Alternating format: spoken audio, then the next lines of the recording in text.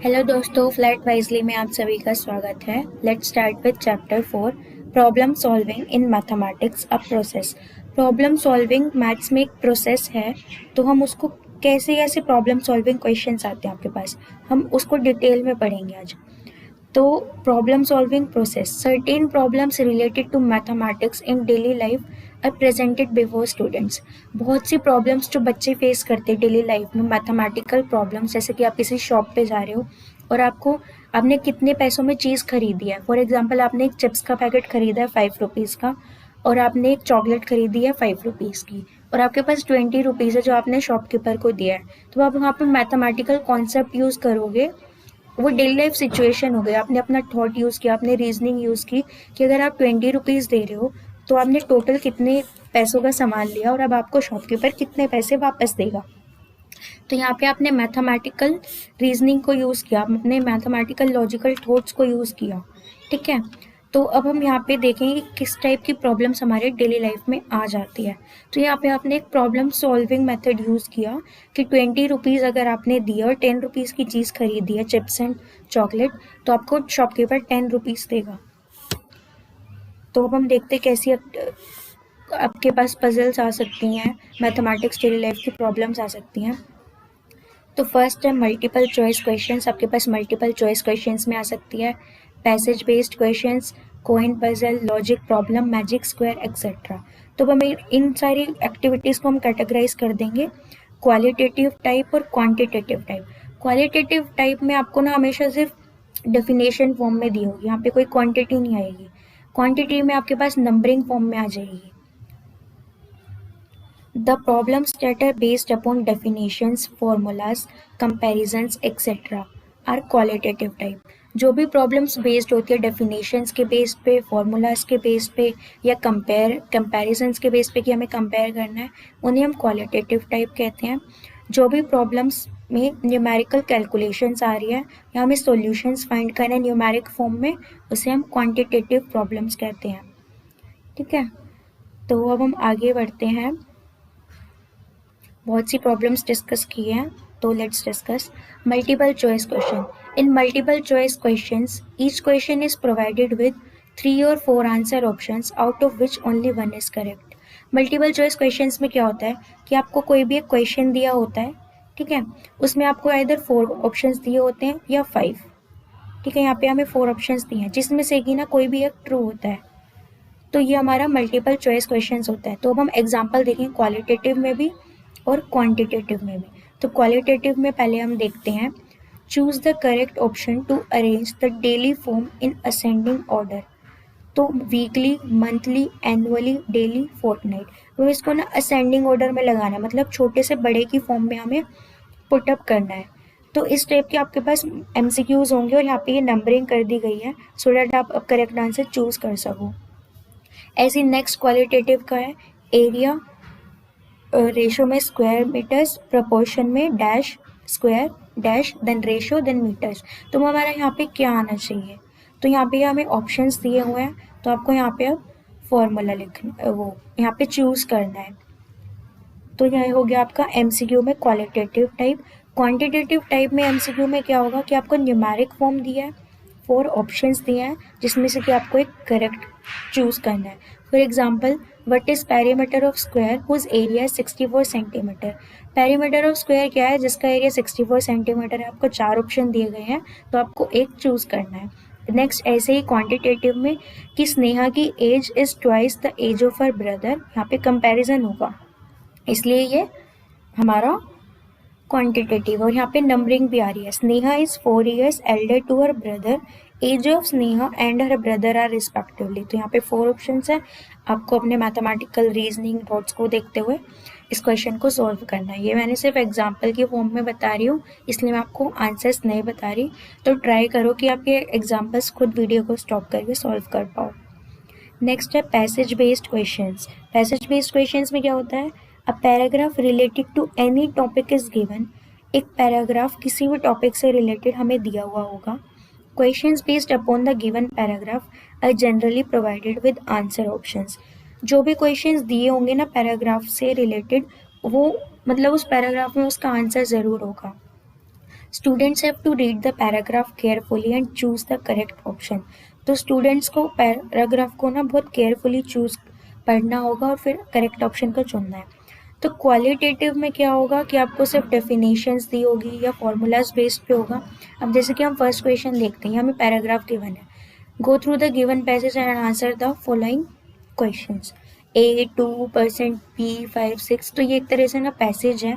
अब हमें इसमें से क्वेश्चंस दिए हुए हैं, क्वेश्चंस के एग्जांपल में देख लो, in the above arrangement how many numerals come just before a symbol. जैसे कि ये सिंबल्स है तो हमें बताना है कि इनसे पहले कितने नंबर्स दिए हुए हैं किसी भी सिंबल्स के पहले। तो यहाँ पे 4 ऑप्शन है, आपको एक चूज करना है। ये एग्जाम्पल हो गया आपका क्वालिटेटिव बेस्ड टाइप क्वेश्चंस का। नेक्स्ट है आपका क्वांटिटेटिव टाइप बेस्ड क्वेश्चंस का। तो यहाँ पे क्या किया हुआ है इन्होंने, there are 1200 students in a school, number of students studying in classes is shown in given figure. तो यहाँ पे क्लासेस है 10th 11th 6th 7th 8th 11th and 12th 9th। तो यहाँ पे ना एंगल्स की फॉर्म में हमें डिफरेंट क्लासेस का रेशियो दिया हुआ है कि 1200 स्टूडेंट्स है और एक क्लास में ऐसे बच्चे बैठे हुए हैं, स्टडी कर रहे हैं। तो हमें कैलकुलेट करना है फिगर को देखते हुए, हमारा क्वांटिटेटिव बेस्ड है।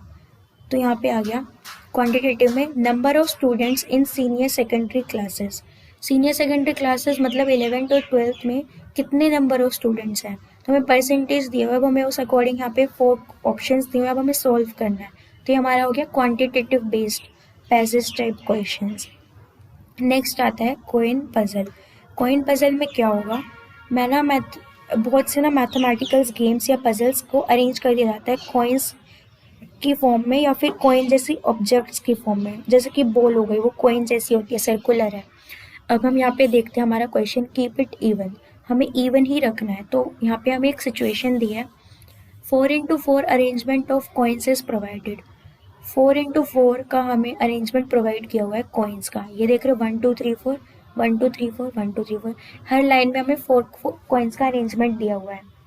अब हमें क्या करना है, remove 6 coins from the arrangement such that the number of coins in each line are even. हमें ना इनमें से कोई भी 6 नंबर्स को निकालना है जिससे कि हर लाइन में वर्टिकली और हॉरिजॉन्टली इवन ही बचना चाहिए। तो वो हमारा कैसे होगा, अभी आप ये बहुत सोचने वाला क्वेश्चन है तो इसको सॉल्व ज़रूर करना। तो ये आ गया हमारा कॉइन पजल्स। अब हमारे पास नेक्स्ट ऐसी कॉइन की फॉर्म में एक क्वेश्चन आ जाता है, arrange 10 coins in such a manner that a big equilateral triangle and many small equilateral triangles are formed। हमें ना कॉइन्स को इस फॉर्म में लगाना है कि एक इक्विलेटरल ट्रायंगल बन पाए और बहुत सारे छोटे छोटे इक्विलेटरल ट्रायंगल्स बन पाए, मतलब हमारा इक्वली होना चाहिए। जैसे कि इन्होंने ये एग्जांपल दिया है फिगर में, 4 कॉइन्स ऐसे लगा दिए, इस साइड से भी 4 है, इस साइड से भी 4 है, ठीक है। तो ये हमारा एक इक्विलेटरल ट्रायंगल हो गया। नेक्स्ट आ गया है जैसे कि यहाँ पे कोलेटिंग द कॉइन्स, हमें ना change the arrangement of 5 coins from big small to big big big and to big big big small small small. अब जैसे कि यहाँ पे एक इंटरेस्टिंग टास्क दिया छोटे बच्चों के लिए कि ना कॉइन्स को ऐसे रखा था, पहले बड़ा फिर छोटा फिर बड़ा फिर छोटा फिर बड़ा फिर छोटा।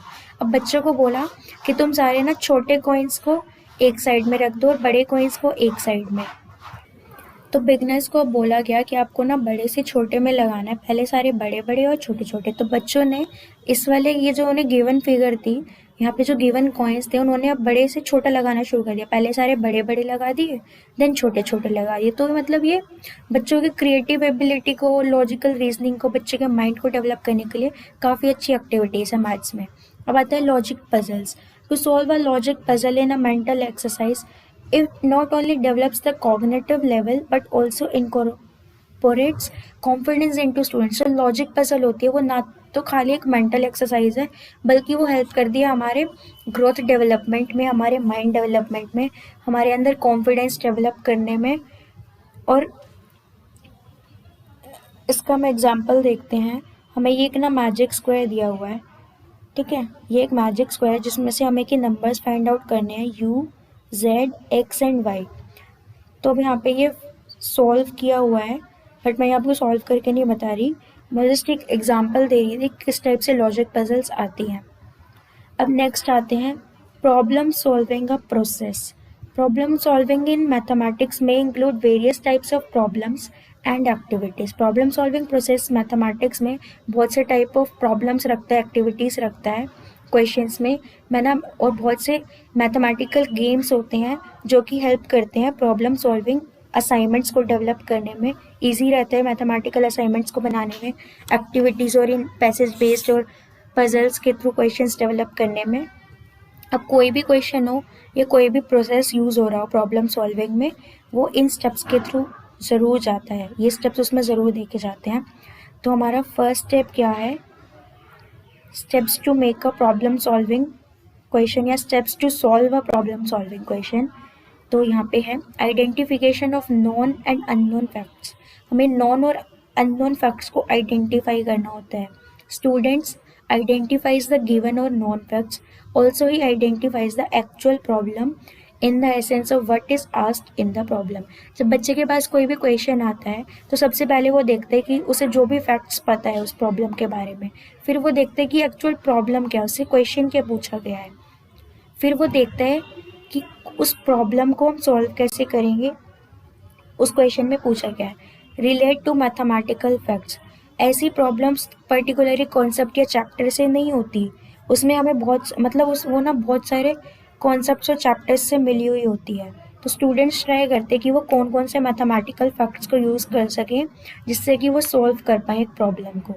फाइंड द एप्रोप्रिएट मेथड, वो उस मेथड को प्रूव करने के लिए अपनी प्रीवियस नॉलेज का यूज़ करेंगे, अपनी लॉजिकल रीजनिंग्स का प्रूफ करेंगे, सो डैट वो उस सॉल्यूशन तक पहुंच पाए, वो एक अप्रोप्रिएट मेथड ढूंढ पाए और उसके स्टेप्स देख पाए कि अगर वो इस स्टेप से करेंगे तो सबसे ईजीएस्ट मेथड और सबसे जल्दी होने वाला कौन सा मेथड रहेगा, वो होता है हमारा अप्रोप्रिएट मेथड। फिर हम ढूंढते हैं solution. Students will follow the working steps and perform required calculations to find the solution. Students must do perfect calculations to find the correct answer. Students अब जब उन्होंने पता कर लिया कि हाँ ठीक है इसमें ये फॉर्मूला यूज़ होगा, तो फिर वो उसमें बाद में फिर स्टेप वाइज उस फॉर्मूला को यूज़ करेंगे और बहुत सारी कैलकुलेशंस परफॉर्म करेंगे ताकि उनका आंसर आ जाए। ठीक है, फिर वो जब वो सॉल्यूशन को निकाल लेंगे फिर उसको वो वेरीफाई करेंगे दोबारा से कैलकुलेट करने के बाद। The result should be check to correct the mistakes of calculations if any. The habit of checking this result should be developed in students. बच्चों में ना हैबिट डेवलप होनी चाहिए कि जब वो मैथ से कोई क्वेश्चन सॉल्व कर रहे हैं तो वो एक बार उसको रिवाइज कर ले, चेक कर ले, सो डैट कई बार अगर उन्होंने फॉर्मूला पुटअप करने में कोई गलती कर दी है तो वो उसको देख पाए। और टीचर भी बहुत बार गाइड करती है बच्चों को कि वो अपना रिजल्ट ज़रूर वेरीफाई करें। बेनिफिट्स क्या है प्रॉब्लम सॉल्विंग प्रोसेस के? बेनिफिट्स हैं relate daily life problems to mathematics, develop ability to analyse the problem, develop thinking and logical reasoning, develop self dependence and self confidence, cognitive development. तो first है related daily life problems to mathematics. जो भी हम daily life में problems face करते हैं mathematical facts के through हम उसे सॉल्व कर पाते हैं उन प्रॉब्लम्स को। हमारे अंदर एबिलिटी डेवलप होती है कि जो भी प्रॉब्लम गिवन है या जो भी क्वेश्चन गिवन है हम उसको एनालाइज कर पाए, उसका आंसर ढूंढ पाए। सेकेंड है develop ability to analyse the problem. Problem solving help the students to learn how to analyse a problem. This process makes them aware to first analyze about the given and asked part of the problem. बच्चों में ability develop होती है problems को देखते हुए कि वो ना सबसे पहले एनालाइज करें कि प्रॉब्लम इन एक्चुअल है क्या। तो फिर हम ये एनालाइज करने की जब हमें एबिलिटी एक डेवलप हो जाएगी ना, हैबिट डेवलप हो जाएगी, तो कभी भी हम ना क्वेश्चन को आधा अधूरा नहीं पढ़ेंगे, हमेशा पूरा पढ़ेंगे और अच्छे से सॉल्व करेंगे। Develop thinking and logical reasoning. Problem solving process makes students to think upon at various steps. Problem solving में जब हमारी ना थिंकिंग डेवलप हो रही होती है, हम अपना लॉजिकल रीजनिंग यूज़ करते हैं, अपनी प्रीवियस नॉलेज को यूज़ करते ताकि हम स्टेप्स को कम कर सकें और जल्दी से क्वेश्चन को सॉल्व कर सकें। तो ये डेवलप प्रॉब्लम सॉल्विंग हेल्प करती है कि हमारी थिंकिंग डेवलप हो और हम लॉजिकल रीजनिंग डेवलप हो, और हमारे माइंड को भी बहुत डेवलप करती है। हमारे अंदर सेल्फ कॉन्फिडेंस डेवलप होता है जब हम किसी क्वेश्चन को खुद से सॉल्व करते हैं जिसमें कि हम बहुत टाइम लगा रहे थे, तो हमारे अंदर एक सेल्फ कॉन्फिडेंस आता है और ना दूसरों पे जो हम डिपेंड थे क्वेश्चन के लिए वो कम हो जाते हैं, सेल्फ डिपेंडेंट हो जाते हैं हम, हमारे रिड्यूस हो जाती है डिपेंडेंस ऑन अदर्स। तो सेल्फ डिपेंडेंस और सेल्फ कॉन्फिडेंस हमारे इस प्रॉब्लम सॉल्विंग प्रोसेस से डेवलप होता है, बढ़ता है। Cognitive development. This process gives memorable learning experiences to students. The concepts, facts, etc. learned during this process from a remarkable print over the mind of students. This is only because the student plays an active role during this process. जब हम इस process को solve करते हैं, के through problems को solve करते हैं, तो हमें ना बहुत सारे लर्निंग एक्सपीरियंसेस मिलते हैं जो कि बहुत मेमोरेबल होते हैं। हमें याद हो जाता है कि हाँ, हम बार बार इस क्वेश्चन को इस चीज़ से सॉल्व कर पा रहे हैं, तो हमारे माइंड में ना वो एक मार्क की तरह बैठ जाता है। वो कॉन्सेप्ट्स, फैक्ट्स और फॉर्मूलाज एक तरह से बैठ जाते हैं कि हाँ, इसको हमें कैसे सॉल्व करना है। तो ये कॉग्निटिव डेवलपमेंट हो रही है, हमारे माइंड की लर्निंग पावर बढ़ रही है, ग्रोथ डेवलप कर रही है। अब आता है हमारा लास्ट, लिमिटेशंस क्या है प्रॉब्लम सॉल्विंग प्रोसेस की। तो लिमिटेशंस है unavailability of text book material. Text book material में ज़्यादा हमें क्वेश्चंस नहीं दिए होते, एग्जांपल्स नहीं दिए होते बुक्स में। Time limit for curriculum coverage.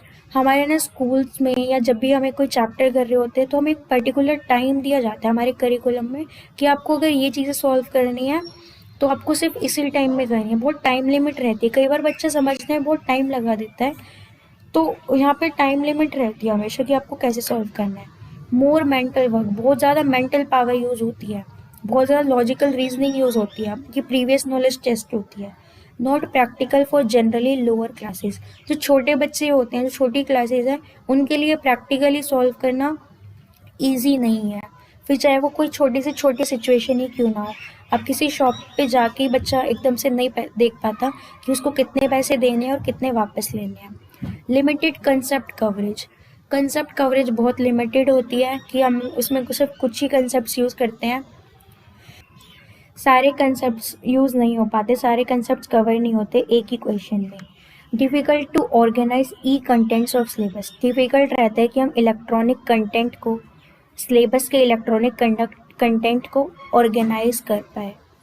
Thank you for watching our video. अगर आपको वीडियो अच्छी लगी हो तो please like, subscribe and share. Thank you. We will be back with more useful videos.